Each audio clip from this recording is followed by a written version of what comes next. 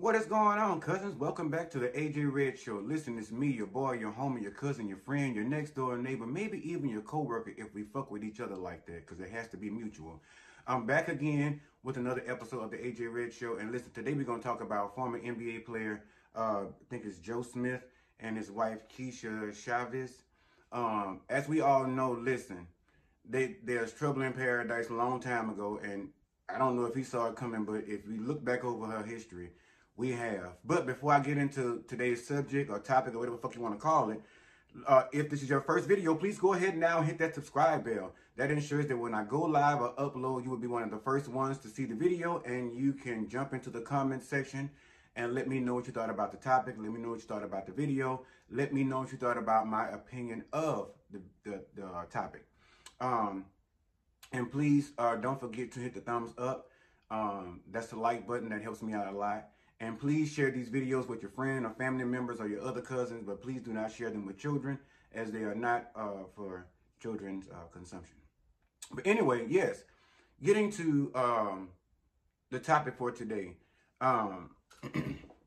So recently, I think about early, I'm not going to say early, but like maybe early November, late October, we do recall everything hitting the headlines and social media about Joe and Kisha, right?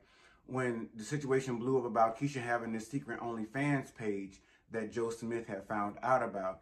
And what we saw was his reaction to him finding out about the secret page with her performing on OnlyFans. Now, during that time, it was alleged and said that this is something that she was doing prior to the marriage that Joe was aware of. Whether that's true or not, I don't know. But I'm going to give you guys my take on this shit, right? And y'all ride with me on, with the shits or whatever. But, so, all that happened then, people were saying shit like, well, it's because he's a former NBA player. I think he played for the LA Lakers. I think he played for the Warriors as well, if I'm correct about it. If you do know, drop down in the comments and let me know if I'm right about it. But he has been, I guess, out of work for a while, is what people brought to the forefront when all this shit blew up, was saying that he wasn't working for a while, money wasn't being made, she wasn't living the lifestyle in which she was accustomed to when she first, I guess, met or married him, when he was actually in the game, literally in the game. And now that he's not able to supply, I guess, the lifestyle that they were, or she was accustomed to living to. And so, therefore, she diverted back to, I guess, only what she knew or what she was doing prior to when she met him, which was maybe not even OnlyFans, but some other means of sexual pornography shit. I don't know. So, but even then, for me, that wasn't a good enough excuse for her to go off on this tangent and go and have this OnlyFans page behind this man's back, or even, behind his back, because with this consent is something different. Then when I made that comment, people started to say, well, he knew about it in the past, he knew about it, yada, yada, yada, and all this shit that came to her defense. I'm not saying that that was wrong, all the comments that were made, and people coming to her aid to help defend her in whatever the fuck she had going on with her marriage and this OnlyFans page, right? But recently, Kisha came back and she did an interview about 4 or 5 days ago with Tasha K Crazy Ass. And she said, and she regurgitated a lot of information that some of us was never really privy to, because of course the information she's giving us now, during that time when it actually took place, there wasn't social media or TikTok or Instagram or hell, even on Facebook for that matter, to report this information to. Or we really didn't have bloggers. We had people like Wendy Williams and shit like that doing radio talk and stuff like that as a possibility. And some of these things may have even been, talked about during that time, but it was never brought to my attention, I know for sure. So drop down in the comment section and let me know if you know about any of this information that I'm about to disperse to you all. So she did the interview with Tasha K, and she mentioned that she just went over a lot of her history back then. She started out, the part that I saw was, she said that, if you guys remember Kid and Play, she said that she was dating Play for a while. She was in a relationship with Play, but she fucked up the relationship between she and Play because she ended up fucking Kid. which was Play's best friend and castmate on a lot of like House Party, a lot of movies like House Party and shit like that, right? She said she fucked up the relationship by going and fucking Kid. Then she went on to say that she fucked Kid. It was the worst decision she made because she gave up some good dick for some bad dick, basically saying, per her words, that Kid had a little dick and it was basically not even subpar. It wasn't worth her cheating on Play. You know, it wasn't worth it. Then she went on to say that, and mind you now, this is information that I did not know. I was not privy to. During this time, I was a child watching House Party, you know, unbeknownst to my mom or some shit, you know, never thinking, you know. And again, these things weren't made public during that time that I'm aware of. So, but the fact that she came with that information, and I will say again, I'm not a huge Tasha K fan, but let's just be honest. Tasha K does get the interviews that sometimes people still bash her for, but sometimes not even looking at the fact of the person whom she's interviewing and what they have to say, whether they've been paid to say it, which a lot of the times I don't think they have. I think they're a viable source of information when it comes to the topic in which they're discussing. So I don't think these people are talking out of the side of their mouth. You know, like, take for instance, Jaguar Wright. I always told y'all when I was getting up on here saying Jaguar Wright was crazier than the motherfucker. Yeah, she was crazier than the motherfucker, but there was some truth to a lot of shit that she was saying to us. Same thing with Kanye West. Yeah, he might need to take a pill every day or some shit like that to make sure he don't fuck around and jump off a building or fuck around and harm himself or nobody else. But at the end of the day, a lot of shit that he says still is true. Orlando Brown, another motherfucking macadamia, you know, out here running these Hollywood streets. Everything that he says doesn't make sense until it makes sense. You know, we know they go off on their tangent and shit like that and just start talking and saying shit that normal celebrities wouldn't say. And we would say, well, that's probably because they're falling from grace or they're blacklisted or some shit like that, blackballed in Hollywood. And now they decide to return with fire with some shit like these allegations. Well, I mean, look at P. Diddy. You know, people let shit slide with P. Diddy for the longest, but look where we are with that now. Brother Love. As we all know him, Puff Daddy. I call him P. Diddy. But getting back to the topic, it's just crazy to find out this information now that she had a relationship with Play back during that time and then cheated on Play with Kid and then found out ergo that the dick wasn't all that good. Then she began to allude to or state the fact that she had a relationship, well, not even a relationship, just like a booty call reservation type thing with Tupac, which I agree with Tasha K. When she found out this information, she said basically that she and Tupac was fucking back in the day. You know, she was just one of the Kishas he was smashing back then. And that Tupac was smashing several other women, including Jada. Which when she brought up Jada, I'm like, oh shit, now you gonna sit up here and tell, I'm like, Tasha K, you gonna sit up here and tell Tupac's widow that he was fucking on you at the same time he was fucking on her. Now she's about somewhere sitting up drinking all kinds of cognac and probably allegedly snorting all kind of motherfucking lines or, you know, sucking the motherfucking bar dry or smoking all the fucking marijuana she can or getting all the sessions she possibly fucking can at the motherfucking therapist's office. You know, I'm pretty sure if she gets wind of either one of these videos, mine or Tasha K's, that pretty much round table talk gonna have a whole lot of shit to talk about. Or red table talk, whatever the fuck you want to call it. But again, for her to give us this information and let us know that shit, she was cool with just fucking him. And she was saying, oh, but Tupac, she understands why Jada is still mourning Tupac. She said, because Tupac has some good wood. She say Tupac is around that bitch laying pipe like a plumber with no license. Because he didn't need one. I mean, it's 2 for 2. We got two sitting up here that have come out and come forward with their relationship with Tupac that say Tupac was smashing. And listen, they were coming right back for more, although they knew with the exception of Jada Pinkett Smith, this girl says she knew Tupac was smashing on other men. She was smashing on other, Tupac was smashing on other women. She was smashing on other men. But every now and again, they would definitely circle back to the table and, you know, some good kitty curd, some good kitty puss, some good meow, and a good dog fight. Shit, listen, I mean, fuck, I guess it makes a perfect brew for a bedroom session. The way she putting it. Because she was basically saying that Tupac beat her motherfucking back out. She almost had to be in a wheelchair. Let's just be honest. If you watch the interview with Tasha K and listen to how she talked about it, she couldn't get enough. She was like, Jada, I think she was about to reminisce on her own self and had to go sit over there with Jada and have a couple of espressos, a couple of them motherfucking shots of whiskey, and sit around them ashes and lick up on us again.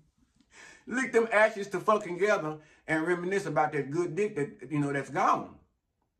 I mean, according to some people, he living in Zimbabwe, he living in Jamaica, he living in Africa, all this other shit, but whatever. The bottom line is, other than the good Lord, Tupac, and Suge Knight probably, we don't even really know what the fuck's going on with that case. But in all reality, the bottom line is, getting back to the story. The girl was saying that the man had some good penis, okay? I'm trying to keep it PG-13, but of course, this is not for children in the first place, as we've already talked about that. But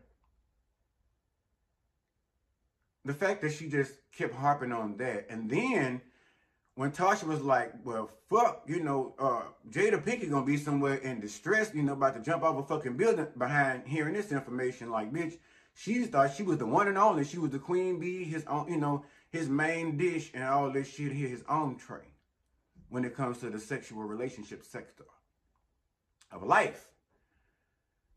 And shit, Kisha hit her back with, I mean, why should she have been mad? I mean, she was fucking on other people too. She was fucking, get ready, y'all. She was fucking MC Lyte. Now, if y'all know MC Lyte, I was listening to MC Lyte when I was a child. Now, as I got older, I noticed that something was different about her, yes. I didn't know what the fuck gay and lesbian or whatever any of that stuff was during that time. But of course, as I grew into my own adulthood, I'm like, that bitch gay. Allegedly, I mean, those were my thoughts and my opinions at that time when I finally came, you know, when I derived at my decision where I knew, you know, that I was, you know, in the LGBTQ community. So, I mean, I depict that much from her. And then now knowing the information I knew then and watching the growth and all this shit of the careers of Jada Pinkett Smith and MC Lyte, and then my friends and I used to always say back then, when we watched MTV, BET, AJ and Free and all this different shit, when they were on there,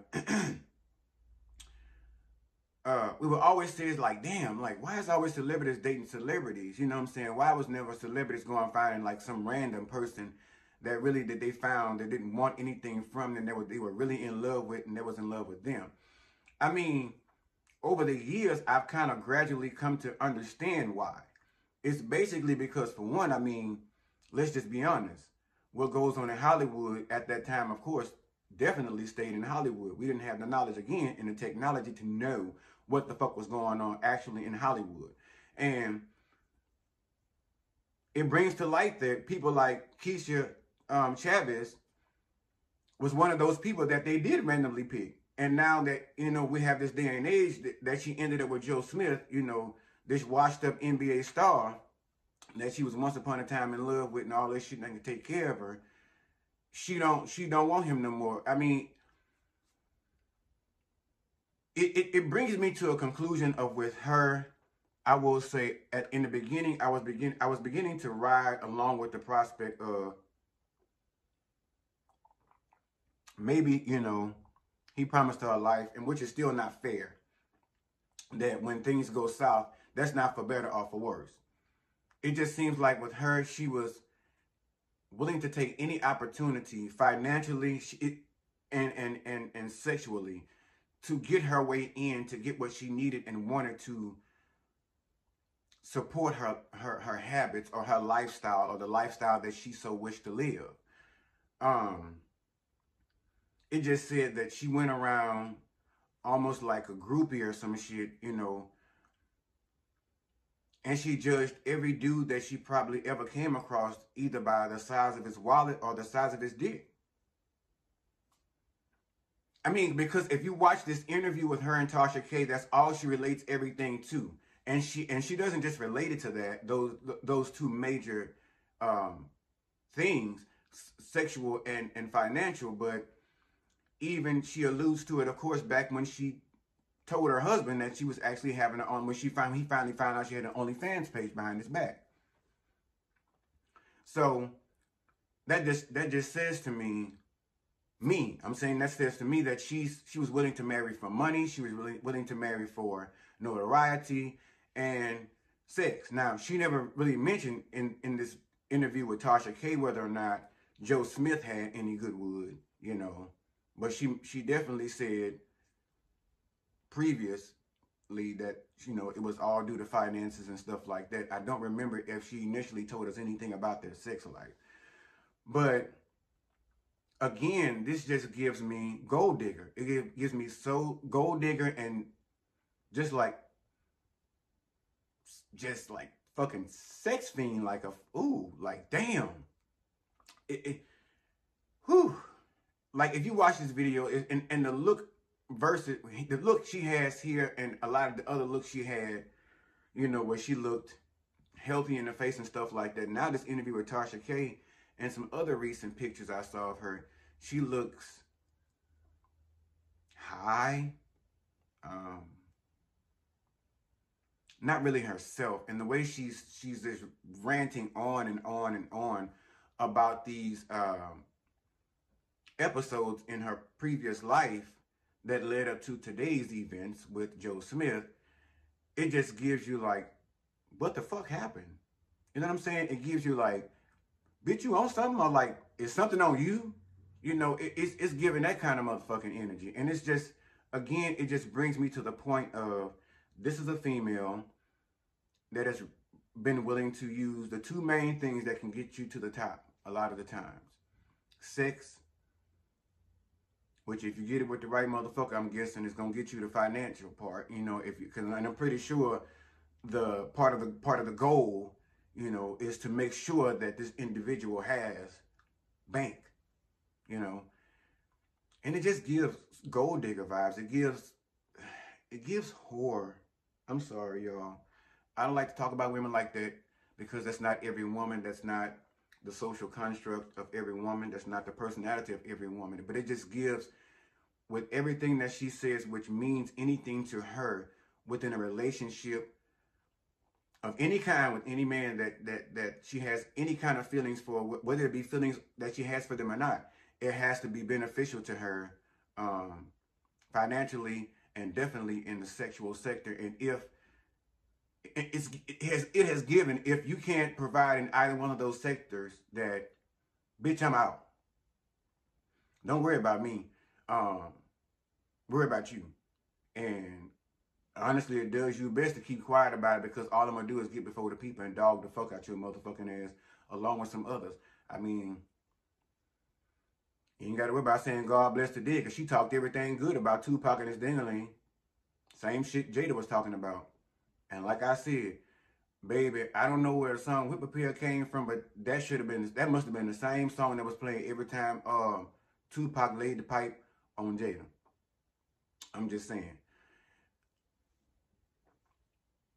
But it's giving whore, it's giving gold digger to me at this point. Not that I'm saying that's bad, but I'm just saying you gotta face the facts. If that's who she is, that's what she's exemplifying. Then at the end of the day, if it quacks like a duck, if it sings soprano, you know,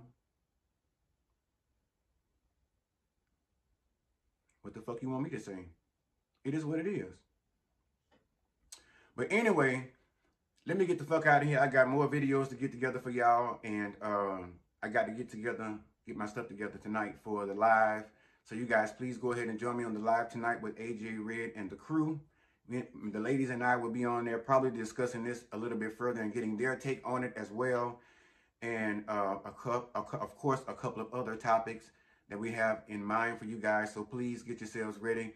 Get your little greenery, get your blunts, get your little drinks, get your little vape, get your little bong, get your little drink, get your whiskey, get your cognac, get your wine, get your popcorn, you know, get your ham sandwich, get yourself a cup of coffee. Whatever the fuck it is, it's gonna take for you to sit down and enjoy AJ Red and the crew tonight with myself and the ladies tonight at 8:15. You know, come on by and sit with us for a spell. We're gonna have a drink ourselves and talk some shit, and we hope you guys enjoy. Anyway, this brings me to a close. As your pastor would say, if this is your first video, please go ahead now and hit that subscribe button so that when I decide to go live or upload these videos, you're one of the first ones to see it and to be able to comment on it. Please comment on these videos. Let me know what you thought about the topic. Let me know what you thought about my opinion of the topic. And let me know if you agree or disagree. I just want to know your overall ideas and thoughts about it anyway. Please make sure to hit that thumbs up button. That's very important. And please make sure to share these videos with your friend, your family, your other cousins, your next door neighbor, your coworker, if y'all fucks with each other that way. Hey, if not, then it is what it is. But I love you guys from the bottom of my heart. Thank you guys so much for supporting me and myself and AJ Red and the crew. I feel again, I ask you guys for so much, and you always come through with so much more. As I do see the channel, the subscribers are rising. I don't know who you are, where you are, but welcome to the family. Thank you for stopping by, cousins, and actually joining the family. We appreciate you guys, and we like to show nothing but love over here, but we like to have a good time doing it. We like to talk shit. Okay? All right, until the next video, love yourselves real good, and love on those who love on you in the same in return, because ain't nobody got time for no motherfucking land yap. Until the next video, love you, cousins. Peace.